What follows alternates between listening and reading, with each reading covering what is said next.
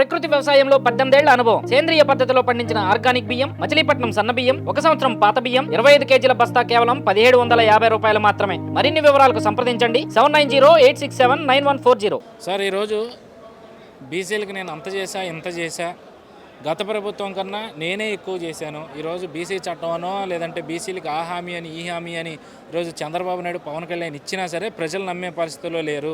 ప్రజల్ని మోసం చేయడానికి అలాంటి అబద్ధపు హామీలు ఇస్తూ ఉన్నాడు చంద్రబాబు నాయుడు అని చెప్పి జగన్మోహన్ రెడ్డి పదే పదే కామెంట్స్ చేస్తూ ఉన్న పరిస్థితి. దీన్ని ఎట్లా చూస్తారు? నా పేరు కడలి గోపాలరావు. నేను రాష్ట్ర బీసీసీఎల్ ప్రధాన కార్యదర్శిగా పనిచేస్తున్నా. జగన్మోహన్ రెడ్డి గారు గత 4.5 ఏళ్లుగా బీసీలపై అనేక అక్రమ కేసులు, అక్రమ దాడులు చేసి బీసీలను పెద్ద ఎత్తున అనగదొక్కడానికి ప్రయత్నాలు చేయడం జరిగింది. అట్లాగే అతను అన్నట్టు బీసీలకు అతను చేసింది ఏమీ లేదు. ఎందుకంటే 56 కార్పొరేషన్లు పెట్టారు.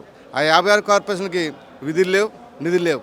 వాళ్ళకి కనీసం పేపర్లో ప్రచారం తప్ప, పదవులు తప్ప ప్రజలు సేవ చేయడానికి ఆ పదవులు పనిచేయడం లేదని తెలియజేస్తున్నాం. అట్లాగే చంద్రబాబు నాయుడు గారు గతంలో బీసీలకు 2 లక్షల రూపాయలు రుణాలు ఇచ్చి అందులో 1 లక్ష రూపాయలు సబ్సిడీ ఇచ్చి బీసీలని ఆర్థికంగా ప్రోత్సహించడం జరిగిందని తెలియజేస్తున్నాం. గత ప్రభుత్వంలో ఇచ్చారు, బాగానే ఉంది. ఈ ప్రభుత్వం వచ్చిన తర్వాత ఇవ్వట్లేదని, మీరు ఇస్తున్నామని చెప్పి వైసీపీ వాళ్ళు చెప్పుకుంటూ ఉన్న పరిస్థితి. వాస్తవ రూపంలో ఈరోజు సామాన్య బీసీ ఓటర్, సామాన్య బీసీ ప్రజలు ఈ రాష్ట్ర ప్రభుత్వంలో ఎంతవరకు ఈ ప్రభుత్వం చెప్తున్నట్టు సుఖ సంతోషాలతో బతుకుతున్నారు అనుకోవాలి? ప్రస్తుత కాలంలో జగన్మోహన్ రెడ్డి పరిపాలనలో రాష్ట్రంలో ప్రజలెవరు కూడా సుఖశాంతులతో జీవించడం లేదు. ఎందుకంటే నిత్యావసర వస్తువుల ధరలు పెరిగిపోయి, పెట్రోల్ డీజిల్ ధరలు పెరిగిపోయి, విద్యుత్ ఛార్జీల ధరలు 8 సార్లు భారీగా పెంచడం జరిగింది. అలాగే ఆర్టీసీ ఛార్జీలు, అలాగే అనేక ఛార్జీలన్నీ కూడా మానవుడికి నిత్యావసర వస్తువులకు సంబంధించిన ఛార్జీలన్నీ కూడా బాగా పెరిగిపోయినాయి. ఈరోజు గత ప్రభుత్వ కాలంలో చూసుకుంటే ప్రజలకి ధరలన్నీ కూడా అందుబాటులో ఉండి చంద్రబాబు గారి ప్రభుత్వంలో ప్రజలంతా కూడా సుఖశాంతాలతో జీవించారు. ఈ జగన్మోహన్ రెడ్డి వచ్చిన తర్వాత అన్ని ధరలు పెంచడం ప్రజలకంతా మొయిలేని భారంగా ప్రస్తుతం జీవిస్తున్నారు. సో నిన్న జగన్మోహన్ రెడ్డి ఒక కార్యక్రమంలో చేస్తున్న వ్యాఖ్యలు కుటుంబాలని విడగొట్టే విధంగా, చీల్చే విధంగా కుట్రలు చేస్తూ ఉన్నాయి ప్రతిపక్ష పార్టీలు. ప్రజలందరూ ఆ ఉచ్చులో చిక్కుకోవద్దు, మీ బిడ్డనే మీరే గెలిపించుకోవాలి, 175కి 175 మనమే గెలకపోతా ఉన్నాం అని చెప్పి జగన్మోహన్ రెడ్డి చేసిన వ్యాఖ్యలు ఎట్లా చూస్తారు? ఈరోజు కుటుంబాలని విడదీసే సంస్కృతి జగన్మోహన్ రెడ్డిది. ఎందుకంటే జగన్మోహన్ రెడ్డి వచ్చిన తర్వాత ప్రతి కులాన్ని కూడా విభజించడం జరిగింది. అట్లాగే మూడి పనులను కూడా విడదీసి పార్టీలో జాయిన్ చేసుకోవడం జరుగుతుంది. అట్లాగే అతను అన్నట్టు బీసీలకి మీ బిడ్డనే అంటున్నాడు.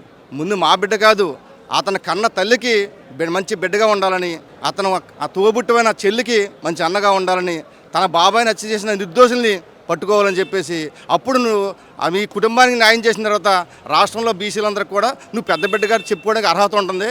నువ్వు నీ కుటుంబాన్నే చక్కబెట్టిన నోడు, నీ కుటుంబానికి నువ్వు బిడ్డగా అర్హత పొందలేనివాడు రాష్ట్ర ప్రజలకు ఎట్లాగా నువ్వు సొంత బిడ్డగా ఉంటావో అది ఆయన బిడ్డ అని చెప్పడం ఆయన మూర్ఖత్వం అని చెప్పేసి తెలియజేస్తున్నారు.